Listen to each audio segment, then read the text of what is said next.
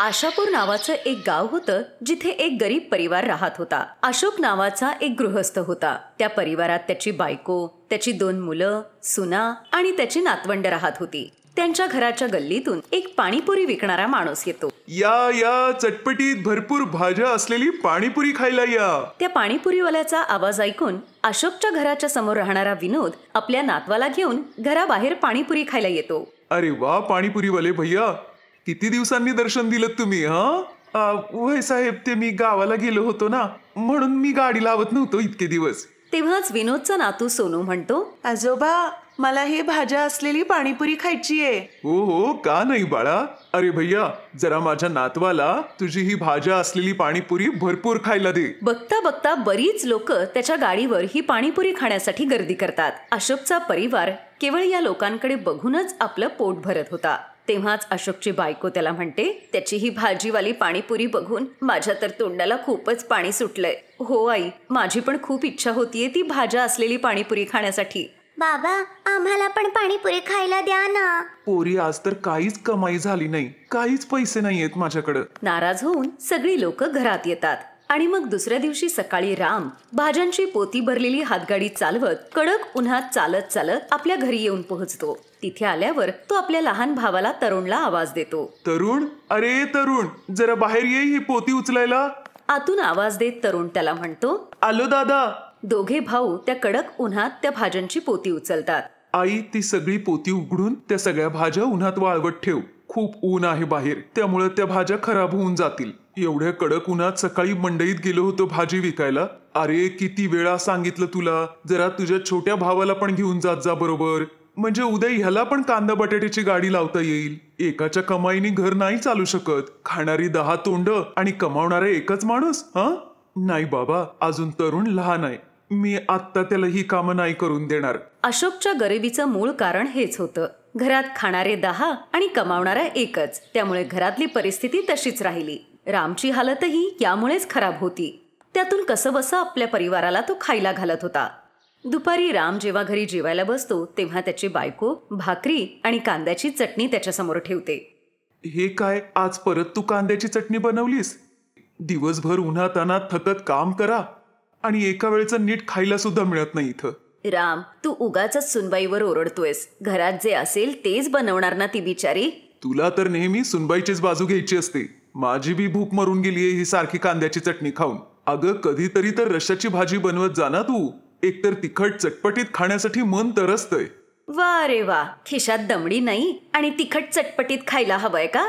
थोड्या वेळानंतर नाराज होऊन राम बाजारात भाजी विकायला जातो. अरे देवा, आज तर काहीच विक्री झाली नाही. तेव्हाच रामला आपल्या समोर एक हातगाडी दिसते.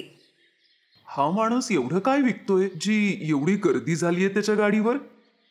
तेवढ्यात तो माणूस ओरडतो, या या भाजीवाली पाणीपुरी खायला या. 10 रुपये में एक, 20 रुपये की 2 पाणीपुरी. राम ते ऐकून आश्चर्यचकित होतो आणि मनातल्या मनात म्हणतो, बाप रे, हा पाणीपुरीवाला किती लुटतोय. लोकांना वेडं बनवून चांगली कमाई करतोय हा. दुसऱ्या कांद्या बटाट्याच्या गाडीवर पण चांगलीच गर्दी आहे की, फक्त माझ्याच गाडीवर कोणी येत नाहीये. असेच काही दिवस निघून जातात. मग काही दिवसानंतर थोडंसं भांडवल घालून कांद्या बटाट्याबरोबरच राम इतरही भाज्या विकू लागतो. कडक उन्हामुळे या सगळ्या भाज्या लगेच कोमेजूनही जात होत्या. अरे देवा, या कडक उन्हामुळे सगळ्या भाज्या कशा कोमेजून गेल्यात बघ. सुनबाई, एक काम कर, ह्याच्यातलेच बटाटे काढून त्याची कचोरी तयार कर आणि कोथिंबीर पुदिना घेऊन त्याची चटणी कर. ठीक आहे आई. मग सुनबाई बटाटे उकडून पीठ मळून त्याची कचोरी करायला घेते. तिची मुलगीही तिला यात मदत करत होती. छोट्या छोट्या पुऱ्या लाटत माला तिला म्हणते, आई, ही माझी छोटी पुरी तू तेलात तळून दे ना, मला ही खायची आहे. बरे ठीक आहे, दे. जशी ती पुरी त्याच्यात तळते ती पाणीपुरी सारखी टम्म फुगते आणि मग मला त्या चटणीत पाणी मिक्स करून त्या पुरीत घालते आणि खाऊ लागते. आई, हे चटणीचं पाणी बनवून ह्या पुरीत घातल्यावर अगदी पाणीपुरी सारखंच लागतंय. मालाचं बोलणं ऐकून तिच्या आईच्या डोक्यात एक जुगाड येतो. राम भाजी विकायला जातो आणि संध्याकाळी त्याची बायको स्वादिष्ट मिक्स व्हेजची भाजी बनवते आणि परातीत पीठ मळते. बाहेरून तिची सासू हे सगळं बघून म्हणते, अगं सुनबाई, एवढी सगळी मिक्स व्हेज भाजी कोणासाठी बनवलीयस? आणि हे गव्हाचं पीठ रवा वेगळं वेगळं का मळलंयस? आज काही खास बनवतीयस का? आई त्या भाज्या आणलेल्या होत्या ना, त्याच्यातूनच या भाज्या घेतल्यात मी सगळ्या. त्या वापरल्या नसत्या तर खराब झाल्या असत्या, म्हणून मी आज ही भाज्यांवाली पाणीपुरी बनवतीये. अरे वा सुनबाई, मग तर मज्जाच येईल. दे, पुदिन्याची चटणी मी बनवते. मग दोघी जणी मिळून अगदी बाहेरच्या सारखीच पाणीपुरी तयार करतात. सुरभी त्या सगळ्या पुऱ्या तळून घेते. थोड्या वेळातच टोपली भरून पुऱ्या तयार होतात. त्याचबरोबर तिखट आंबट गोड असं पाणीपुरीचं पाणीही तयार होतं. मग काही वेळातच सुनबाई आपल्या गरीब परिवाराला त्या भाज्या असलेली पाणीपुरी खायला देते, कारण गेल्या खूप दिवसांपासून त्यांची ही इच्छा अपूर्ण होती. ती पाणीपुरी सगळ्यांना खूप आवडते. चविष्ट भाजीवाली पाणीपुरी बनवली आहेस सुनबाई तू. शेवटी ती स्वादिष्ट पाणीपुरी आम्हाला खायला मिळालीच तर. हा सुनबाई, अजून 2च दे मला बस. बाबा, मी गव्हाच्या पिठाची पण पुरी तयार केलीये, ती पण खाऊन बघा. अरे हो हो, का नाही. मग सगळेजण ती गव्हाची पुरी सुद्धा खाऊन बघतात. शेवटी या गरीब परिवाराचं भाज्या घातलेली पाणीपुरी खाण्याचं स्वप्न पूर्ण होतं. आणि काही दिवसांनंतर सुनबाई आपल्या घराजवळच भाज्या असलेली ही पाणीपुरीची गाडी सुद्धा लावते. आणि दुसऱ्या पाणीपुरीवाल्यापेक्षा कमी दरात ती या विकत होती. काहीतरी नवीन आणि वेगळं म्हणून ग्राहक आता तिच्या गाडीवर गर्दी करू लागले. त्यामुळे आता तिची कमाई खूप चांगली होत होती. तिच्या परिवाराचे दिवस आता सुधारले होते. आणि मग हे सगळे लोक आनंदाने एकत्र राहू लागतात.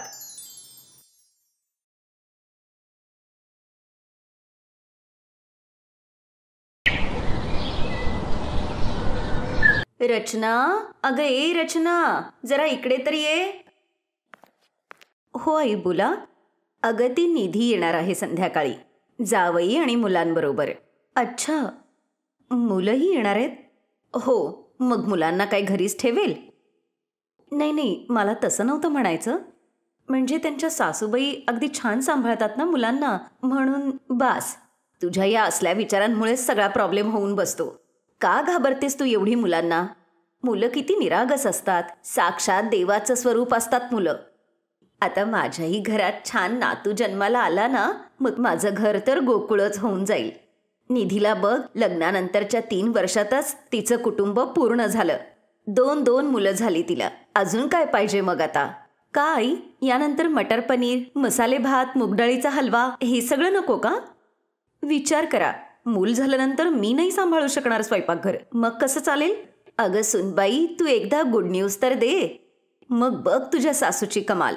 तू तुझ्या आयुष्यात आत्तापर्यंत जेवढं खाल्लं नशील ना, तेवढं त्या 9 महिन्यात मी तुला छान खाऊ पिऊ घालीन. अच्छा, फक्त 9 महिने? आणि त्याच्यानंतरचं काय? हो, त्याच्यानंतरही खाऊ घालीन. तू मला फक्त एक छान नातू दे बास.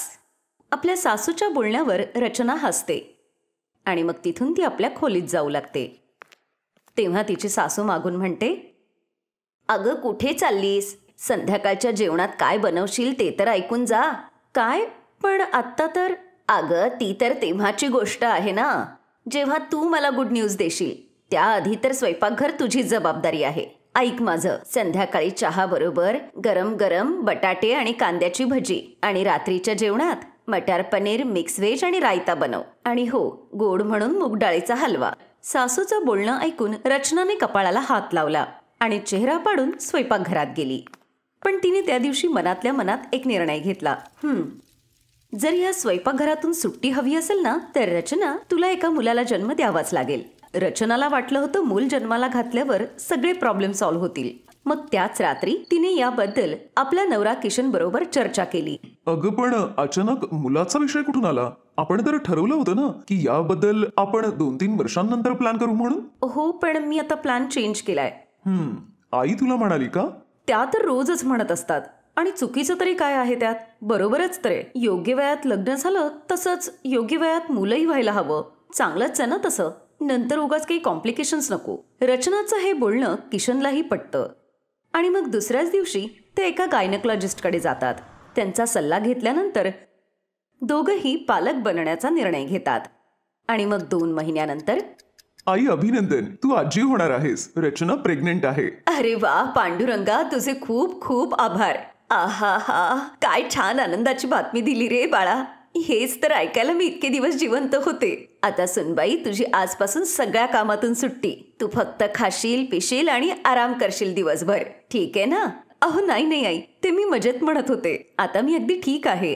नाही, मी बोलले म्हणजे बोलले. मला माझ्या होणाऱ्या नातवासाठी कुठलाही निष्काळजीपणा नकोय. समजलं ना? चल जा, तुझ्या खोलीत जाऊन आराम कर. कादंबरी जशी बोलली होती तसंच ती करतही होती. तिने खरंच पूर्ण 9 महिने रचनाला कुठल्याही कामाला हात लावू दिला नाही. मग रचनाच्या डिलिव्हरीच्या दिवशी, अभिनंदन आजी, तुमच्या घरी लक्ष्मी आलीये. सिस्टर, रचना ठीक आहे ना? आणि माझी मुलगी? हो, आई आणि बाळ दोघं सुखरूप आहेत. तुम्ही आज जाऊन त्यांना भेटू शकता. एवढं बोलून ती नर्स तिथून निघून गेली आणि किशन खूप खुश झाला. पण कादंबरी मात्र खूप नाराज झाली होती. ते बघून किशन म्हणाला, काय झालं आई? कुठे हरवलीस? देवाचे आभार नंतर मान, आधी आत चल. तुझी नात तुझी वाट बघतीये. नाही, मी नाही जाणार. आणि तू कशाला एवढा खुश होतोयस? मी सुनबाईकडे नातू मागितला होता आणि तिने ही बला जन्माला घातली. हे काय बोलतीयस आई? तू स्वतः एक स्त्री आहेस, मग तू तुझ्या नातीबद्दल असं कसं बोलू शकतेस? अरे तुला काय माहित, निधीचा जन्म झाला तेव्हा मी माझ्या सासरच्यांकडून काय काय ऐकलं होतं ते. आता तुला काय वाटतं, रचनाला मी काय डोक्यावर घेऊन नाचू? सगळं माहितीये मला. एवढा पैसा खर्च केल्यानंतर कुठे ती प्रेग्नेंट राहिलीये आणि आता परत कधी राहील माहित नाही. आज माझ्यासाठी आनंदाचा दिवस आहे आणि मला हा आनंद साजरा करायचा आहे. मग तू माझ्याबरोबर असो किंवा नसो. असं बोलून किशन लगेच आपल्या बायकोला आणि मुलीला भेटायला गेला. पण कादंबरी घरी परत आली. किशनला आपल्या आईच्या अशा वागण्याची बिलकुल अपेक्षा नव्हती आणि आता वेळ होती रचनाच्या अपेक्षांना धक्का लागण्याची. आई, तुम्ही परीला सांभाळाल ना? माझी तर कंबरच दुखायला लागलीये हिला घेऊन घेऊन. का? मी का घेऊ हिला? तुझी पोरगी तूच सांभाळ. आणि हो, दिवस दिवस तिला घेऊन बसायची काही गरज नाहीये. पुरे झाला आता आराम. उठ आणि आता किचनमध्ये जा. पण आई, तुम्ही तर म्हणाला होतात. मी सांगितलं होतं मला नातू पाहिजे, ना की ही बला. तुला काय वाटतं, हिच्यासाठी मी तुझी सेवा करू? विसरून जा. कादंबरी एका क्षणासाठीही रचना आणि तिच्या मुलीचा स्वीकार करत नव्हती. पण किशनमुळे ती गप्प होती. पण कादंबरी एवढ्याने मागे हटणारी नव्हती. तिने रचनाला मुलीला जन्म घातला म्हणून शिक्षा देण्याचं ठरवलं. आई, परी आत्ता झोपलीये. तुम्ही लवकर मला सांगा आज जेवायला काय करू? मी लगेचच बनवते. आज कढी भात आणि मेथी बटाट्याची भाजी बनव. माझी खूप इच्छा झाली आहे हे खायची. पण आई, हे सगळं बनवायला खूप वेळ जाईल आणि तोपर्यंत परी पण उठेल. हां, मग तुझ्या परीसाठी आम्ही काय आमच्या मनाचं खायचं पण नाही का? हे बघ सुनबाई, माझ्यासमोर ही नाटकं चालणार नाहीत. आम्हीही मुलांना जन्म दिलाय आणि स्वयंपाकसुद्धा केलाय. सगळं काही जमतं, फक्त तुझ्यासारखं आळशी नसायला पाहिजे. कादंबरी ना नातीला सांभाळत होती, नाही रचनाची घरातल्या कामात मदत करत होती. उलट आता ती काही ना काहीतरी बहाणा करून रचनावर जास्त काम लादायची. रचनाला या सगळ्याचा खूप तिटकारा आला होता. पण तरीही घरातल्या शांततेसाठी ती किशनला याबद्दल काहीच बोलत नव्हती. स्वतःच त्रास करून घ्यायची. कित्येकदा तर असं व्हायचं की परीला हातात घेऊनच दिवसभर तिला किचनमधलं काम करावं लागायचं. आणि मग एक दिवस, रचना, रचना, कुठे आहेस तू? काय झालं? सगळं ठीक तर आहे ना? अरे ठीक नाही मॅडम, आता तर सगळं छान होणार आहे. तू बँकेच्या त्या जॉबसाठी एक्झाम दिली होतीस ना, त्याचा रिझल्ट आलाय. तुला ती नोकरी मिळालीये. पण मी हे कसं करणार? परी तर आता खूप लहान आहे आणि घरही सांभाळायचंय. तुला या सगळ्याचं टेन्शन घेण्याची गरज नाहीये. तू भलेही मला काही सांगू नकोस, पण या घरात तुला कशी वागणूक मिळते मला समजतं. पण वरचा देव सगळं काही बघत असतो रचना. तुझं पोस्टिंग त्याच शहरात आहे जिथे माझा बॉस गेले कित्येक महिन्यापासून माझी ट्रान्सफर करायला सांगतोय. ठरलं तर बघ, आता आपण इथे राहणार नाही, तू आणि मी. आणि परीची काळजी तर तू करूच नकोस. आता जर आपण दोघंही कमावणार असू तर आपल्या मुलीसाठी फुल टाइम मेड तर आपण ठेवू शकतो. किशन असं म्हणताच मागे उभी असलेली कादंबरी त्याला म्हणते, अरे अरे अरे, हे काय बोलतोयस? वेडा झालायस का? मी जिवंत असताना त्या पोरीला कामवाली का सांभाळेल? दे सुनबाई, परीला माझ्याकडे दे. आणि सगळ्यात आधी जाऊन देवापुढे साखर ठेव. थांब, तू इथेच बस, मीच जाऊन गोडाचा शिरा करते. सासूबाईंचं असं वागणं बघून रचना आश्चर्यचकितच झाली आणि तिच्या शेजारी उभा असलेला किशन हसतच राहिला. पण या सगळ्यानंतर आता एक क्लिअर झालं होतं की रचनाला ना आता मुलीचं टेन्शन होतं, ना स्वयंपाकघरात दिवसभर उभं राहून स्वयंपाक करण्याचं.